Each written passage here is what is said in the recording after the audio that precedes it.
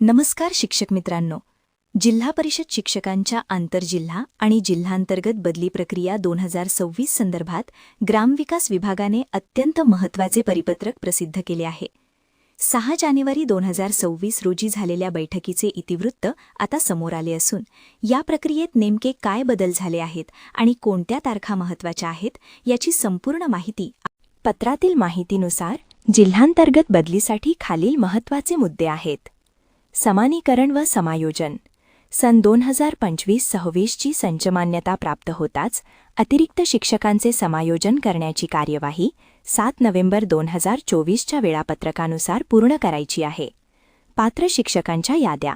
सर्व जिल्हा परिषदांनी बदली प्रक्रियेसाठी शिक्षकांच्या याद्या प्रसिद्ध करणे आणि त्यावर प्राप्त झालेल्या आक्षेपांचे निवारण करणे ही सर्व प्रक्रिया 31 मार्च 2026 पूर्वी पूर्ण करणे बंधनकारक आहे.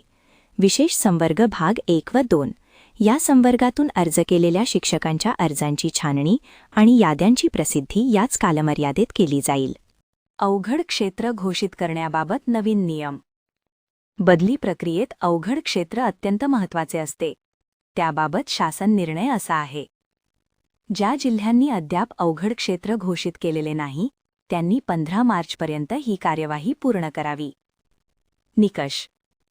वाहतुकीच्या सोयींचा अभाव, बस रेल्वे सुविधा नसणे हा मुख्य निकष असेल. यासाठी स्वतंत्र प्रमाणपत्राची गरज नसून स्थानिक परिस्थितीचा विचार करून मुख्य कार्यकारी अधिकारी यांच्या अध्यक्षतेखालील समिती निर्णय घेईल. पती पत्नी एकत्रीकरण.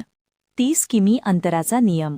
विशेष संवर्ग भाग 2 अंतर्गत लाभ घेणाऱ्या पती-पत्नीमधील अंतरासाठी आता कार्यकारी अभियंता, सार्वजनिक बांधकाम विभाग किंवा जिल्हा परिषद बांधकाम विभाग यांचे प्रमाणपत्र आवश्यक असेल.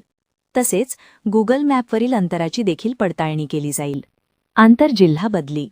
आयुक्त शिक्षण यांच्याकडून संच मान्यता प्राप्त होताच अतिरिक्त शिक्षकांचे समायोजन करून रिक्त पदांची अद्ययावत माहिती बिंदू नामावली पोर्टलवर अपलोड करण्याचे निर्देश देण्यात आले आहेत.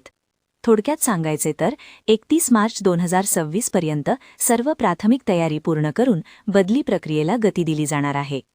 शिक्षकांनी आपल्या अर्जांची छाननी आणि आवश्यक प्रमाणपत्रे, विशेषतः अंतराचे प्रमाणपत्र वेळेत तयार ठेवावीत. बदली संदर्भातील असेच अपडेट्स वेळेवर मिळवण्यासाठी आपल्या चॅनलला सबस्क्राईब करा आणि हा व्हिडिओ इतर शिक्षक बांधवांना शेअर करायला विसरू नका. धन्यवाद.